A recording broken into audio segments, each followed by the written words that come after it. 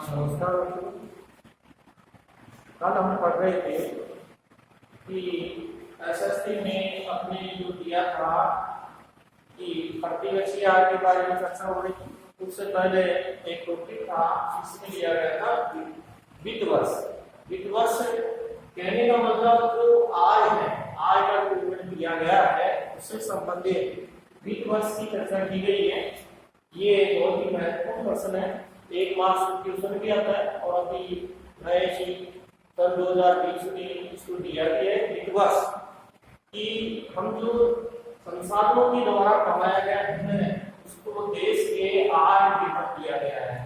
वित्त वर्ष में कहा गया है कि भारत का वित्त वर्ष अलग है, अन्य देशों का वित्त वर्ष अलग है। इसमें ये बताया गया है कि हमारे देश में वित्त वर्ष के अंतर्गत जो 1 अप्रैल से 31 मार्च तक का जो समय है 12 महीनों का, उसको वित्त वर्ष की अवधि कहा जाता है, जिसमें वित्त बजट पारित किया जाता है। प्रति वर्ष आज आप भी देखते हो कि हमारी सरकारें प्रति वर्ष 12 महीने का यानी 1 वर्ष का वित्त बजट पारित करती है। उसकी अवधि 1 अप्रैल से 31 मार्च, ये जो समय है इसको कहा गया है वित्त वर्ष। जो अभी क्वेश्चन भी बनाया बोर्ड में 2020 में इसी को पूछा है, क्योंकि एक नंबर के क्वेश्चन जो दिए गए हैं इसीलिए इसमें से आपको कि भारत के वित्त वर्ष की अवधि क्या है, तो 1 अप्रैल से 31 मार्च तक की अवधि को वित्त वर्ष के नाम से जाना जाता है। दूसरी बात है कि हमारे देश में जितनी भी वस्तुएं उत्पादन होती है तो उनकी बात यह है कि उत्पादन क्या होता है। उत्पादन पर होता है ये बताया जाता है कि उपयोगिता का सृजन तथा मूल्यवृद्धि का सृजन ही उत्पादन कहलाता है। उपयोगिता का सृजन तथा मूल्यवृद्धि का सृजन ही उत्पादन कहलाता है। हम जानते हैं मूल्यवृद्धि शब्द एक अपने आप में महत्वपूर्ण है। मूल्यवृद्धि को वैसे हम महंगाई भी कहते हैं और इसके अंतर्गत दिया गया है कि मूल्य जैसे बढ़ते हैं, जैसे समय के अनुरूप महंगाई बढ़ रही है तो मूल्यवृद्धि को महंगाई के नाम से भी जाना जाता है। और इसको परिभाषित रूप में कहा जाता है कि सामान्यतः कीमत के स्तर में सतत वृद्धि को ही मूल्यवृद्धि कहा जाता है। तो जिस प्रकार से उत्पादन होता है तो उत्पादन में जो भी वस्तुएं उपयोग में ली जाती है उनका सृजन किया जाता है और मूल्यवृद्धि के सृजन को ही हम उत्पादन का नाम देते हैं, उसी को हम उत्पादन कहते हैं। एक नंबर का क्वेश्चन ये भी बनता है वीआईपी क्वेश्चन कि उत्पादन क्या है। उत्पादन ये बोलने किस प्रकार किया गया है, उत्पादन उपयोगिता का सृजन तथा मूल्यवृद्धि का सृजन ही प्रमुखतः उत्पादन का नाम दिया जाता है। एक है हमने कल आय के बारे में पढ़ा था, पारिवारिक आय क्या है, राष्ट्रीय आय क्या है, हमने जाना था राष्ट्रीय आय। जो एक किसी भी देश में एक वित्त वर्ष में सभी संसाधनों के द्वारा कमाया गया धन प्रमुख राष्ट्रीय आय का नाम दिया जाता है। इसके साथ ही हमने ये भी पढ़ा था कि राष्ट्रीय आय के विभिन्न क्या कहते हैं। राष्ट्रीय आय को जीडीपी भी कहते हैं, ग्रॉस डेवलपमेंट प्रोडक्ट, या या सकल घरेलू उत्पाद, या शुद्ध घरेलू उत्पाद, या राष्ट्रीय सकल घरेलू उत्पाद। तो इन सब का नाम एक दिया गया है। प्रमुख घरेलू साधन आय क्या है, तो किसी देश की सीमाओं के अंदर, किसी देश की घरेलू सीमाओं के अंदर उत्पन्न होने वाली आय को ही प्रमुख घरेलू साधन आय का नाम दिया गया है। उसको हम घरेलू साधन आय के नाम से जानते हैं, घरेलू साधन आय कहते हैं, जो देश के अंतर्गत हमारे प्रमुख आय की सीमा को बताती है, व्यक्त करती है कि हमारे देश की जो जितने भी घरेलू सीमाओं के अंतर्गत उत्पादन होती है, उत्पन्न होती है, उस आय को हम घरेलू साधन आय के नाम से जानते हैं। दूसरी बात प्रोसेस आता है जीडीपी। जीडीपी को हम सामान्यतः इंग्लिश में हम कह सकते हैं ग्रोथ डेवलपमेंट प्रोडक्ट, यानी सकल घरेलू उत्पाद। अब देखिए सकल घरेलू उत्पाद क्या होता है कि एक वित्त वर्ष हमारे देश के एक वित्त वर्ष के दौरान देश की घरेलू सीमाओं में उत्पादित समस्त अंतिम वस्तुओं को सेवाओं के मूल्य को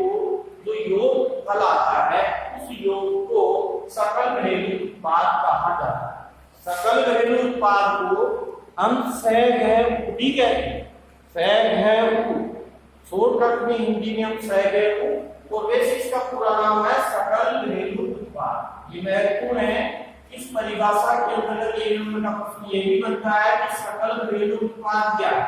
एक नंबर के प्रश्न के अंतर्गत ये भी बताया था घरेलू साधन आय क्या है। तो इन परिभाषाओं में थोड़ा सा अंतर है, तो विशेष अंतर है। दूसरी बात, हम जानते हैं कि हमारे देश की जो सकल घरेलू उत्पाद है वो अगर अंतिम वस्तुएं हम काम में लेते हैं, अंतिम वस्तुओं का और सेवाओं का उपभोग करते हैं तो राष्ट्रीय आय बढ़ती है। अगर अंतिम वस्तुओं को हम उपभोग के रूप में काम में नहीं लेते हैं तो राष्ट्रीय आय नहीं बढ़ती है। तो राष्ट्रीय आय में प्रति व्यक्ति का आय का होना कोई जरूरी नहीं है, इसको अंतिम वस्तुओं के मूल्य को ही सम्मिलित किया जाता है। फिर हम जानते हैं आगे नेक्स्ट पॉइंट दिया है कि हमारी प्रति व्यक्ति आय।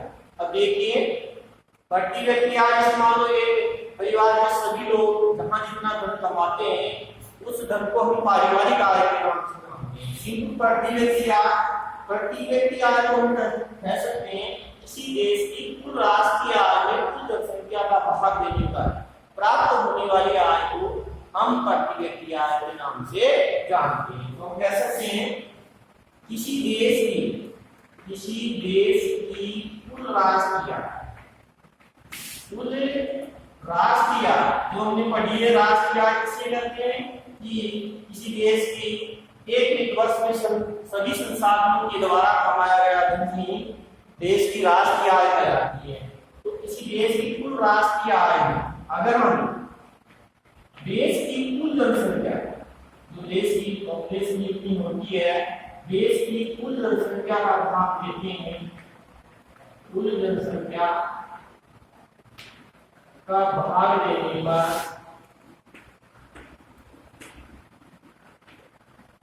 प्राप्त होने वाली आय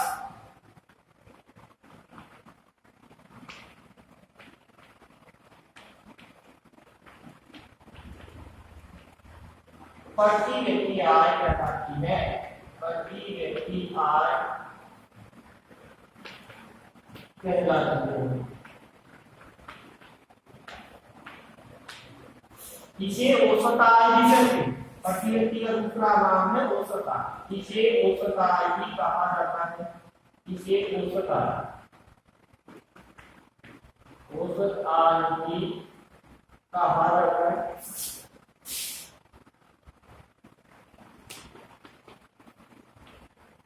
अर्थात प्रति व्यक्ति आय बराबर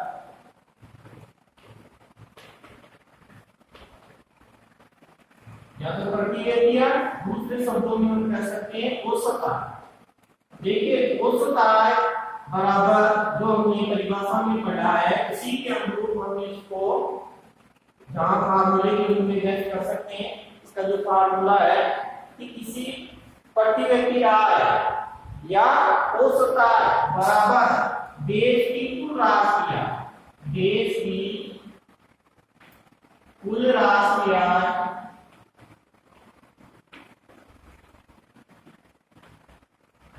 बटा देश की कुल जनसंख्या, देश की कुल जनसंख्या।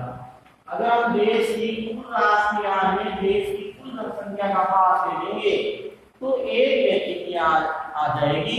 कहने का अर्थ यही है कि हमने जो देश की अंतिम वस्तुओं का उपभोग करेंगे, जितनी अंतिम वस्तुओं को हम अधिक काम में लेंगे उतनी हमारी प्रति व्यक्ति आय बढ़ती चली जाती है। और प्रति व्यक्ति आय अगर बढ़ती है, प्रति व्यक्ति आय बढ़ती है तो वह अपने अधिक से अधिक वस्तुओं का उपभोग करेगा। अंतिम वस्तुओं का उपभोग करेगा तो देश की राष्ट्रीय आय बढ़ेगी और देश की जो राष्ट्रीय आय बढ़ेगी देश सुदृढ़ होगा, मजबूत होगा और अर्थव्यवस्था में वह अधिक से अधिक अन्य देशों से आगे बढ़ेगा।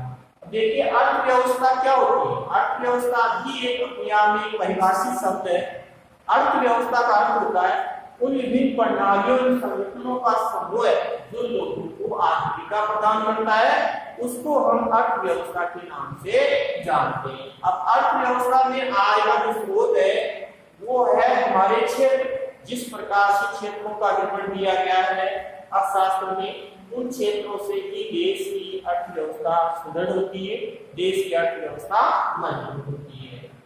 इसके बाद अपने बात आती है कि हमारे भारत में राष्ट्रीय आय की गणना, भारत में राष्ट्रीय आय की गणना किस प्रकार की गई, देश को किस प्रकार इसको सुदृढ़ बनाया गया।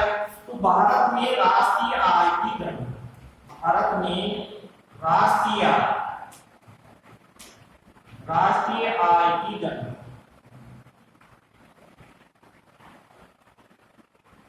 कहते हैं हमारे देश की आजादी से पहले इसकी कोई विशेष सरकारी संस्था नहीं थी। इसी प्रकार से ऐसी संस्था का निर्माण नहीं किया गया था जिसमें देश की राष्ट्रीय आय का विवरण दे सके और देश की राष्ट्रीय आय की गणना कर सके। लेकिन कहते हैं उस समय अंग्रेजों के समय में 1865 वर्ष है, 1865 पहली बार गणना 1865 में की गई और उस गणना को श्रेय जाता है दादाभाई नौरोजी। तो 1868 में पहली गणना की थी, पहली गणना के रूप में कि हमारे देश में कितनी राष्ट्रीय आय होती है। 1868 में पहली गणना दादाभाई नौरोजी ने की थी, दादाभाई नौरोजी जो प्रमुख है, इसी को श्रेय जाता है जिसने राष्ट्रीय आय की गणना की। किंतु यहाँ पर भी ये वन मार्क्स क्वेश्चन बनता है जो भारत में राष्ट्रीय आय की गणना सर्वप्रथम किस वर्ष में की थी, 1868 में की थी। किसने की थी, दादाभाई नौरोजी ने की थी। किंतु ये कहते हैं कि इसके बाद में अनेक विद्वानों ने इसका आकलन किया, लेकिन इनके पास आंकड़े निर्धारित नहीं थे इस प्रकार राष्ट्रीय आय की गणना की जाए, तो उन्होंने फिर इस पे विशेष ध्यान नहीं दिया है। लेकिन हमारे देश की स्वतंत्रता के पश्चात, जब हमारा देश आजाद हो गया 1947 में, उसके पश्चात इस पर फिर विचार विमर्श किया गया कि हमारी राष्ट्रीय आय की गणना करना बहुत ही अति आवश्यक है कि हमारे देश में कितनी आय प्राप्त होगी है। ये कहते हैं कि हमारे आजादी के पश्चात, जिसके अंतर्गत श्री पीसी महालनोबिस की अध्यक्षता में आजादी के बाद गणना की गई। श्री पीसी महालनोबिस की अध्यक्षता के अंतर्गत इसकी गणना की गई। तो पहली राष्ट्रीय आय समिति का निर्माण हुआ, कहते हैं 1949 में पहली राष्ट्रीय आय समिति बनाई। पहली राष्ट्रीय आय समिति, पहली राष्ट्रीय आय समिति पीसी महालनोबिस की अध्यक्षता में बनाई गई। ये कहते हैं इस संस्था का काम, जहाँ पीसी महालनोबिस ने इसको शुरुआत की गई और राष्ट्रीय आय की गणना की गई आजादी के बाद में, तो उसका संचालन हुआ। पहली राष्ट्रीय आय समिति की जो रिपोर्ट आई 1951 में पहली रिपोर्ट दी जो प्रमुख है, और अंतिम रिपोर्ट दी गई 1955। अंतिम रिपोर्ट कहते हैं कि अंतिम रिपोर्ट जो प्रमुख है 1955 में दी गई। इसके बाद में इसका कार्य एक संचालन करने के लिए एक संस्था का निर्माण किया गया, एक संस्था बनाई गई। उस संस्था का नाम कहते हैं, इसके बाद में संस्था का निर्माण हुआ। अब जो सरकारी संस्था बनाई गई, संस्था का निर्माण, और संस्था का निर्माण रखा गया, उसके अंतर्गत संस्था का नाम रखा गया केंद्रीय सांख्यिकी संगठन। केंद्रीय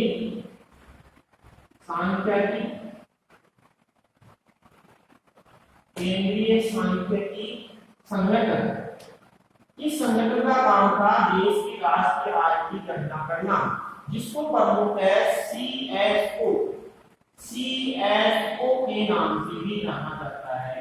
हम इसको सीएसओ के नाम से जानते हैं। अब सीएसओ का पूरा नाम है सेंट्रल स्टैटिस्टिकल ऑर्गेनाइजेशन, जिसके अंतर्गत आर्थिक स्थिति का पता लगाने का काम इस संस्था को सौंपा गया और इस संस्था ने इसका संचालन करना शुरू कर दिया और देश की राष्ट्रीय आय का विवरण देना प्रारंभ कर दिया। तो इस प्रकार हमारे केंद्रीय सांख्यिकी संगठन अब इसकी रिपोर्ट देती है कि हमारी राष्ट्रीय आय की गणना कितनी होती है, किस प्रकार होती है और उसको विस्तारित करने के रूप में किया गया है। यहाँ ये प्रश्न ये भी बनता है, संस्था का नाम बताइए जो प्रति वर्ष हमारी राष्ट्रीय आय की गणना करती है। तो हम उसको केंद्रीय सांख्यिकी संगठन हिंदी शब्दों में व्यक्त कर सकते हैं या उसको सीएसओ का नाम भी दे सकते हैं। और सीएसओ स्टैटिक जहां दिया गया है सेंट्रल स्टैटिस्टिकल ऑर्गेनाइजेशन, जिसको प्रबंधन संस्था का अंग्रेजी शब्दों में वर्णों में दिया है और ये हिंदी शब्दों में केंद्रीय सांख्यिकी संगठन का नाम दिया गया है। फिर आगे हमारे दिया गया है कि हमारी अर्थव्यवस्था के क्षेत्र, अब देखिए हमें ये जानना है कि हमें किसी भी प्रकार से हमारे देश की अर्थव्यवस्था, पहली बात आती है देश की अर्थव्यवस्था का विवरण। अर्थव्यवस्था क्या होती है? अब देखिए अर्थव्यवस्था शब्द अपने आप में परिभाषित है। अर्थव्यवस्था अर्थव्यवस्था अर्थव्यवस्था को हम परिभाषित तौर पर लिख सकते हैं किसी प्रकार से वहां उन विभिन्न प्रणालियों और संगठनों का समूह, उन विभिन्न प्रणालियों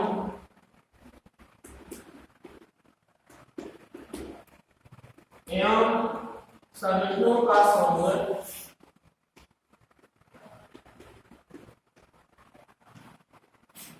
जो लोगों को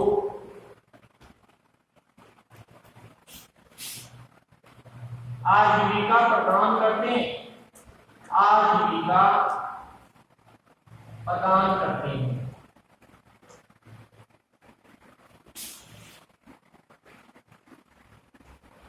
आजीविका प्रदान करते हैं अर्थात लोगों को आजीविका मिलती है जिसमें उनको रोजी रोटी या किसी भी प्रकार से उनको अपने दिनचर्या चलाने के लिए रोजगार मिलता है, उसको कहते हैं हम अर्थव्यवस्था। तो आजीविका प्रदान करते हैं अर्थव्यवस्था कहलाती है।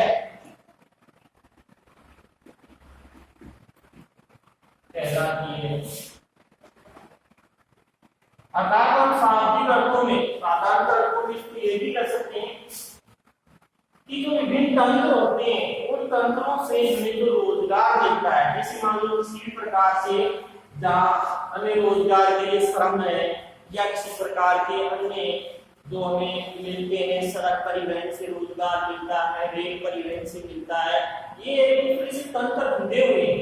उन जुड़ने वाले तंत्रों को समूह का नाम दिया गया है और इस समूह से ही हम देश की अर्थव्यवस्था को मजबूत करते हैं, जहां ये एक अपने आप में बदलाव है। तो यहाँ दिया है कि अर्थव्यवस्था, अब देखिए अर्थव्यवस्था, देश की अर्थव्यवस्था मजबूत तभी होती है जब लोगों को आजीविका मिलती है, रोजी रोटी या रोजगार मिलता है। तो साधारणतः इसकी बात दी गई है अर्थ क्षेत्र। अब देखिए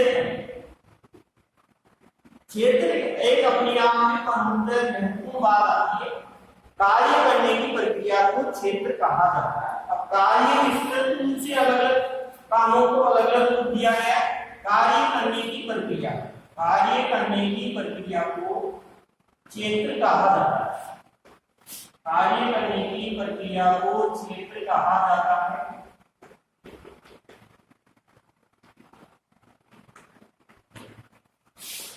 अब देखिए क्षेत्रों को अपने आप में अलग अलग भागों में डिवाइडेशन करने के लिए अलग अलग विवरण दिया गया है। कुछ क्षेत्र होते हैं कार्य के आधार पर होते हैं, कुछ स्वामित्व के आधार पर होते हैं, कुछ उत्पादन के आधार पर होते हैं।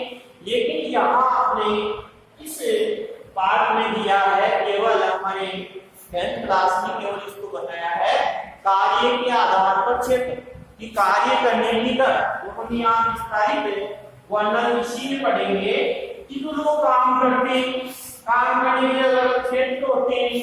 तो कार्य के आधार हमारी अर्थव्यवस्था के क्षेत्र अर्थव्यवस्था के क्षेत्र, इसके अंतर्गत प्रकार बताया गया है। क्षेत्र बांटने का आधार है कार्य के आधार पर। हमारी अर्थव्यवस्था में कार्य के आधार पर क्षेत्र 3 प्रकार के होते हैं। क्षेत्र 3 प्रकार के होते हैं।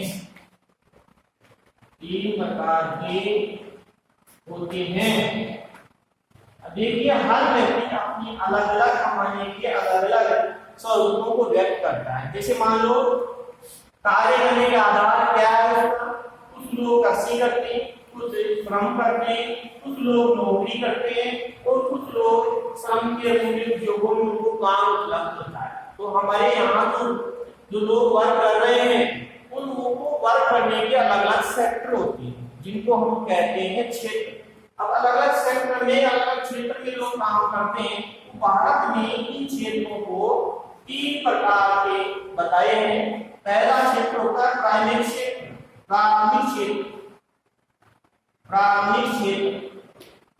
दूसरा सेक्टर सेकंड जो दिया गया है वो जो है वो है द्वितीय क्षेत्र, द्वितीय क्षेत्र। और तीसरा प्रकार जो दिया गया है वो है तृतीय क्षेत्र, तृतीय क्षेत्र। इनके अलग अलग प्रोसेस के बारे में हम विस्तार से वर्णन करेंगे कि प्राथमिक क्षेत्र क्या होता है, द्वितीय क्षेत्र क्या होता है और तृतीय क्षेत्र क्या होता है। इनकी परिभाषाओं के साथ हम आंदोलन करेंगे कि परिभाषा जिस प्रकार से विवरण होगी उसी के अनुरूप हमें इसको आगे से करना है। तो इसके लिए ये 3 प्रकार के क्षेत्र दिए गए।